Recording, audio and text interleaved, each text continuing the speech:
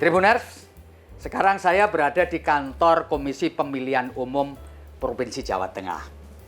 Dan saya sekarang bersama dengan Ketua KPU Provinsi Jawa Tengah adalah Pak Paulus Widyantoro. Tentu kita akan ngobrolin karena banyak beredar di masyarakat tuh seolah-olah penyelenggara pemilu itu bisa memainkan suara. Baik di legislatif, pemilu presiden atau nanti di pilkada. Oleh karena itu tentu kita perlu tanyakan isu ini kepada Pak Paulus. Pak Paulus, pernah mendengar isu itu nggak Pak? Ya, beberapa kali saya mendengar isu itu bahwa suara itu tergantung KPU. Iya. Bagaimana Pak jelasin bahwa isu itu tidak berdasar atau tidak beralasan? Ya, ketika saya belum jadi penyelenggara, saya berpikir kira-kira memang benar apa enggak sih ya? Tapi setelah saya 2008 sebagai penyelenggara di kabupaten, sekarang di provinsi, saya mengatakan bagaimana caranya ya? Pemilu kita tuh manual bisa mengubah suara. Jadi saya kadang-kadang sampai pada kesimpulan, kalau di Indonesia mau mengubah hasil suara, harus dua hal. Melibatkan tuyul atau mengkompakan semua saksi di tingkat bawah untuk mengubah komposisi suara ya? Iya. Jadi ketika saya sangat mustahil. Karena apa? Karena kita manual justru. Pemilu di Indonesia adalah penghitungan manual. Setelah coblosan, dihitung manual, dibuka satu persatu, ditulis dalam berita acara, di hasilnya di plano, dipersilakan berita acara, ditandatangani, dan itu ditulis manual semua, diberikan kepada saksi, saksi semuanya tanda tangan.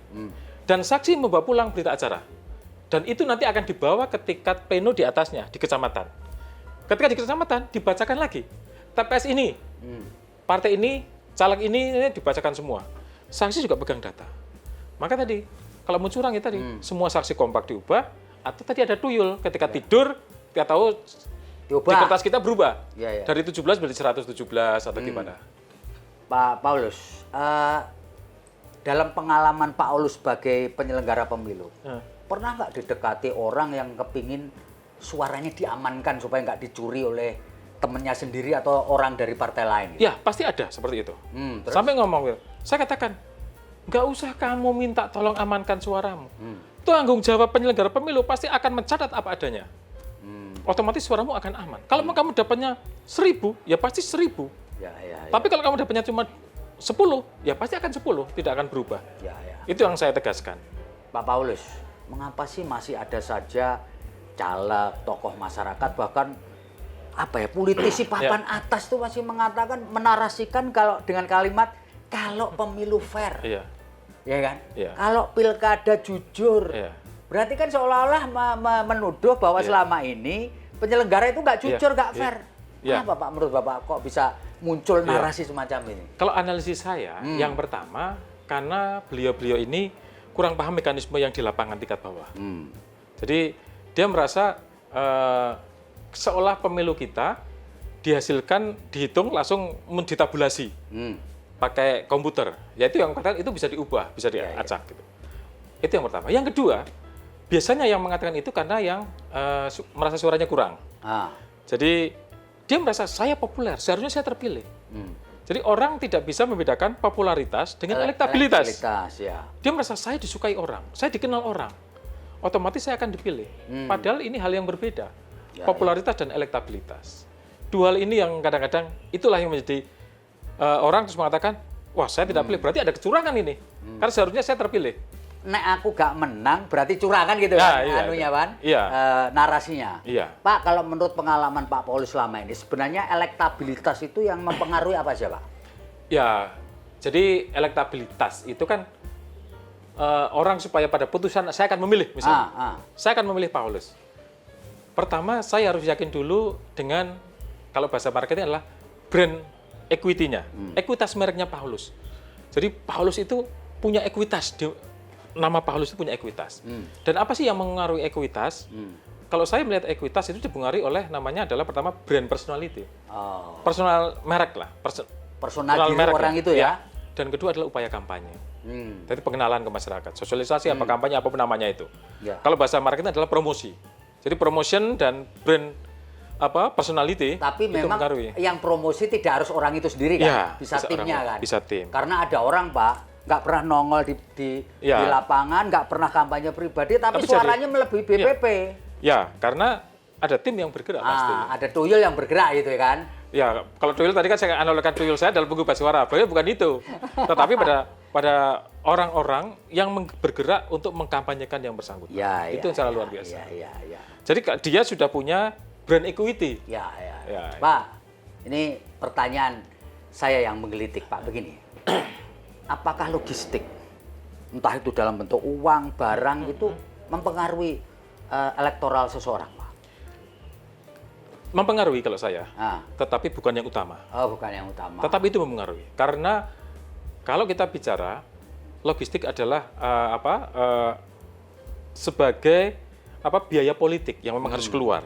Ketika kita mau kampanye, kalau kita memang setahun 2 tahun itu, memang butuh logistik yang tinggi. Ya. Karena butuh upaya yang banyak. Tapi kalau yang sudah bertahun-tahun, tanpa kampanye yang begitu logistik, dia akan sudah dikenal. Ini jadi ada 2 hal yang berbeda. Kalau orang sudah lama dan yang baru. Dan ini pengaruhnya besar. Ya. Tetapi saya katakan bukan yang utama. Karena ada yang logistik rendah, tapi dengan belusukan yang luar biasa. Mana? Saya juga melihat ada yang terpilih. Ada yang terpilih di legislatif. Ya. Ya, di kepala daerah juga ada. Pak Paul, sepanjang Anda ngurusi sebagai penyelenggara pemilu, Ya. pernah nggak Anda mengalami sesuatu yang tidak bisa dilupakan? Ya, pernah. Apa itu? Saya pernah menyelenggarakan pilkada di Kebumen 2010. Pada suatu ketika setelah pemungutan suara putaran kedua, jadi ada 2 putaran. Dulu kan kalau tidak 30% ada putaran kedua. Setelah putaran kedua selesai, kami digeruduk istilahnya, dikepung sekitar 5.000 massa. Ya, kita dengan santai karena kita tidak melakukan kecurangan, kita tidak ada yang kita tutupi, kita hadapi. Saya temui itu demonstran, kita bicara, ya sudah. Kita jelaskan aturannya, kita jelaskan semua kejadiannya, ya sudah. Lalu setelah itu kita malah justru mendorong mereka ke Mahkamah Konstitusi. Tapi waktu itu Pak Paulus nggak kena kekerasan fisik? Tidak. Oh, tidak, Saya 15 tahun tidak pernah sekalipun saya kekerasan fisik. Kalau verbal itu bukan biasa. Ya. Apalagi kami masyarakat pesisir biasa keras kalau bicara, tapi tidak pernah sampai ada kekerasan fisik. Ya. Kalau teror kepada Anda dan keluarga, pernah nggak? Ya pernah. Bentuknya apa terornya? Terornya fisik, apa teror psikologis, atau teror apa? Ya psikologis, kebanyakan psikologis.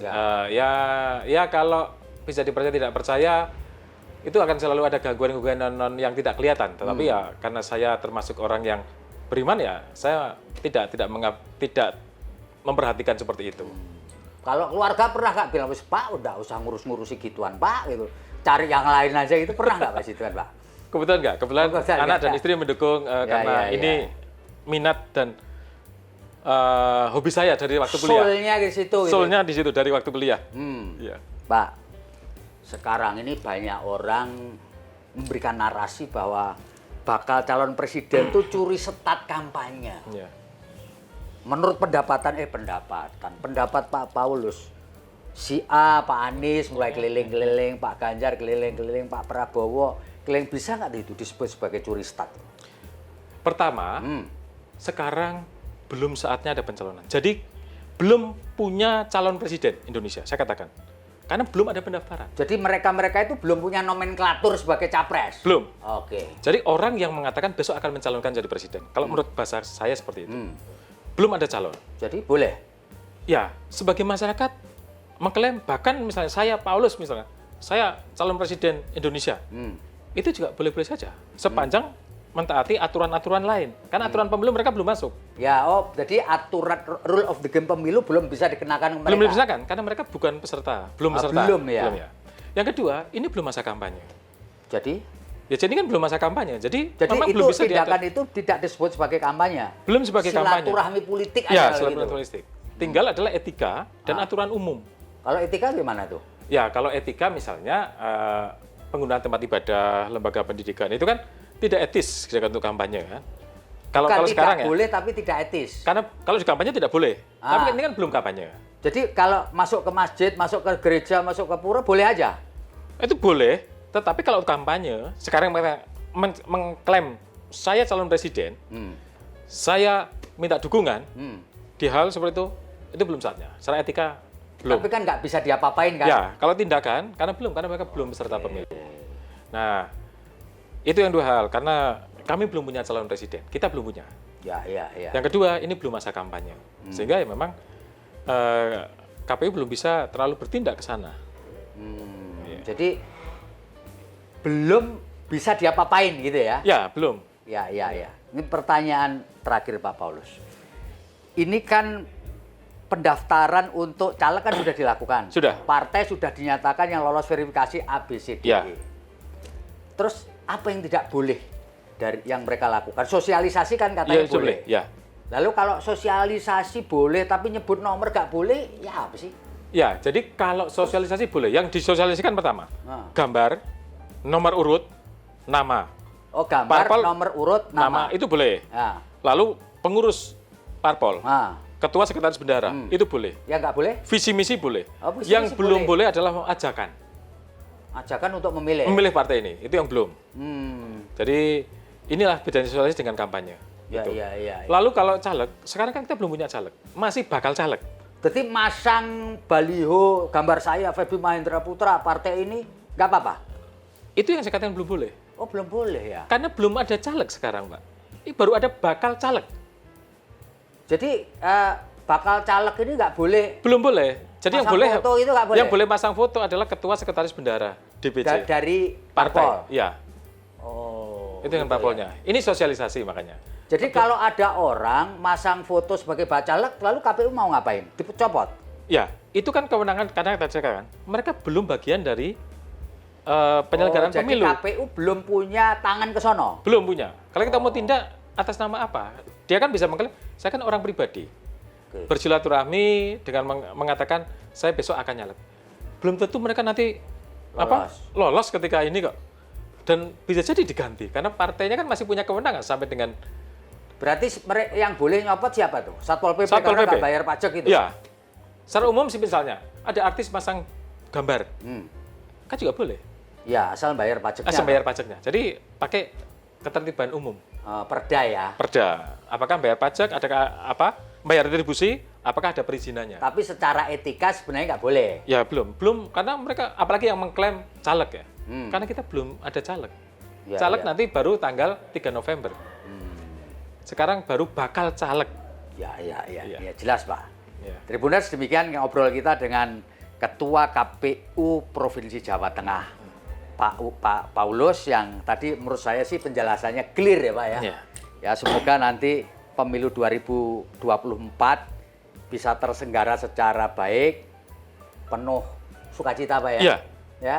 Pesta Happy gitu sesungguhnya, ya. Pesta sesungguhnya, nggak ribut-ribut. Ya. Demikian, saya Feby Mahendra Putra, pamit undur diri. Assalamualaikum warahmatullahi wabarakatuh. Salam damai sejahtera buat kita semua. Om Santi Santi Om, Namo Buddhaya, dan salam kebajikan, serta jangan lupa tetap bahagia.